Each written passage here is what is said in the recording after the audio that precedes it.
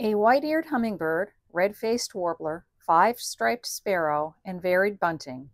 These are just some of the life birds we saw on the second half of our second trip to Arizona.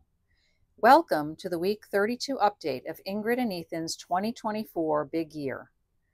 When we made our big year plan and tried to balance the goal of seeing as many birds as possible with grandparenting, professional responsibilities, and simple sanity, we hoped that the Southeast Arizona Birding Festival would be an efficient way to tick off the rainy season birds that are hiding in remote locations throughout southern Arizona. Thanks to volunteer guides who are familiar with the birds and the challenging terrain, we had one of the more successful weeks of our big year. On our first trip of the festival, we traveled south of Tucson to Montezuma Canyon, guided by Sharon Goldwasser. As the sun rose and we approached the canyon, we had our fingers crossed that we would find our two target birds, the five-striped sparrow and varied bunting. No sooner did we step out of the van when we heard the call of the sparrow and almost as quickly the bunting. Soon after, we were treated to extended views of both birds 630 and 631 for our big year.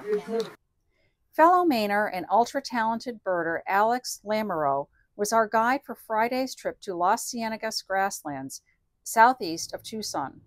Las Ciénegas encompasses 45,000 acres of grasslands, woodlands, riparian zones, and a wide variety of species. Our target for the day was the Botteries sparrow. And once again, we heard and then saw it within minutes of arriving. Thank you, Alex. Big year bird 632.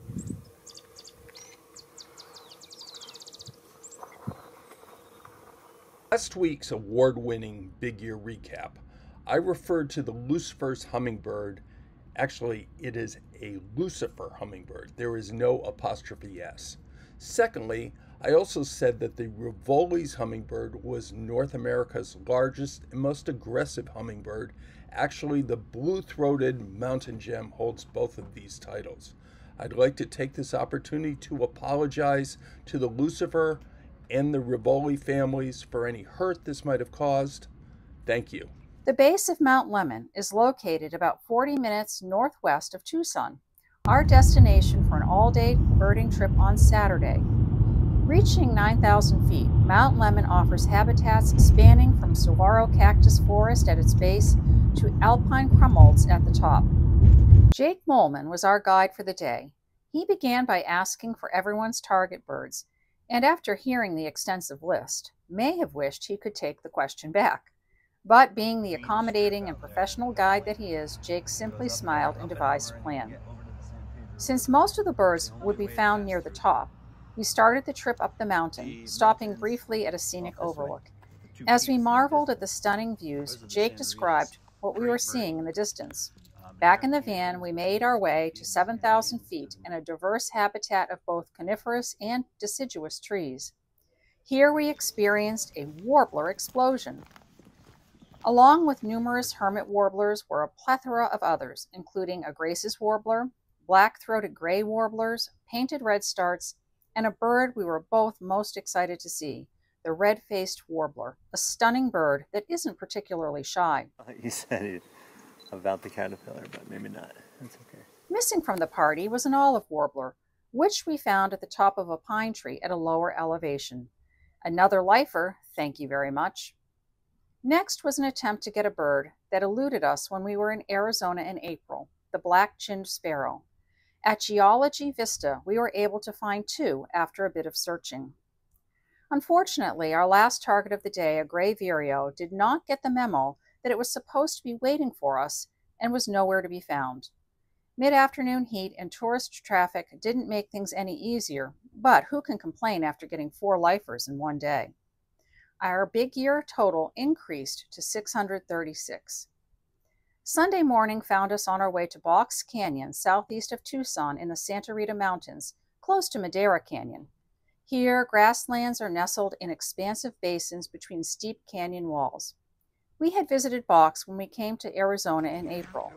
Today, we were here with guide John Yerger and fellow birders, and were followed by one of the oddest things we've seen all year, a motorcycle with a sidecar carrying a dog. Today's target birds were thick-billed kingbird and Montezuma quail. Shortly after stepping from the van, we were greeted by a singing varied bunting, followed quickly by a 5-striped sparrow who refused to be upstaged. While we had multiple views of this sparrow when we were in Montezuma Canyon just a few days before, this outgoing sparrow treated us to close, extended views. While attempts to coax a Montezuma quail were unsuccessful, we did locate 2 thick-billed kingbirds, big ear bird number 637. With the festival over, we bid our new friends goodbye and began to plan our final full day in Arizona. Out the door before dawn, once again, we were determined to find the 3 birds that had eluded us so far: the gray vireo, Montezuma quail, and white-eared hummingbird. 40 minutes later, we were again in Molino Basin at Mount Lemmon, where we dipped on the gray vireo 2 days before. We hoped that arriving first thing in the morning, when it's cooler, the birds are more active, and the road noise substantially quieter, would give us a better shot at finding the bird. We are happy to report that our plan paid off when we located one singing about 30 minutes after we arrived. Back in our rental car, we then trekked 3 hours east to the George Walker House in Paradise, Arizona, and our second chance to see the rare white-eared hummingbird. We anxiously took our seats with homeowners Jackie and Winston.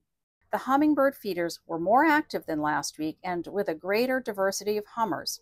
Black-chinned, broad-tailed, broad-billed Rivolis and Rufous hummingbirds zipped in and out. We were enjoying the show, but had driven a long way twice to see one particular bird. Where was he? Then it happened. I got a quick glimpse of the white-eared hummingbird as he entered the yard, only to be chased off by another hummer. Ethan and I both moved to the edge of our seats and waited. 2 long minutes later, a black-headed bird with a white ear stripe flew in for a quick snack before disappearing into a nearby tree to rest. A few minutes later, he emerged and stayed long enough for Ethan to get more photos and me video.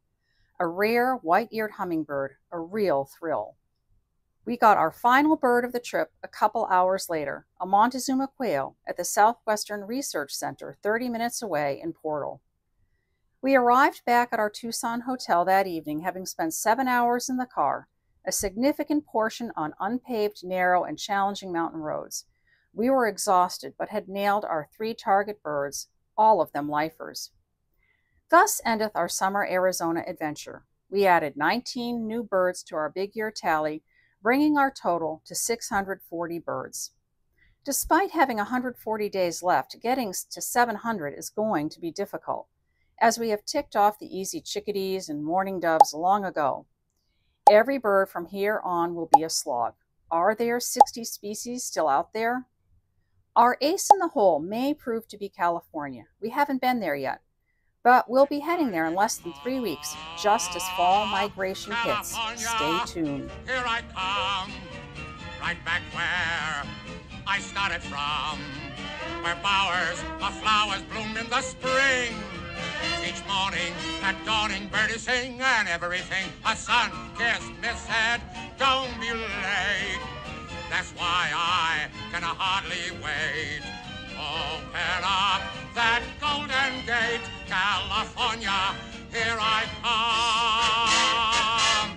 Thanks for watching this weekly recap of Ethan and Ingrid's 2024 Big Year. Remember to visit our blog at bigyearbirding.com.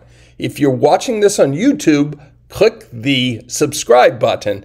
And if you want more of this silliness, we also have a Facebook and Instagram page. Happy birding!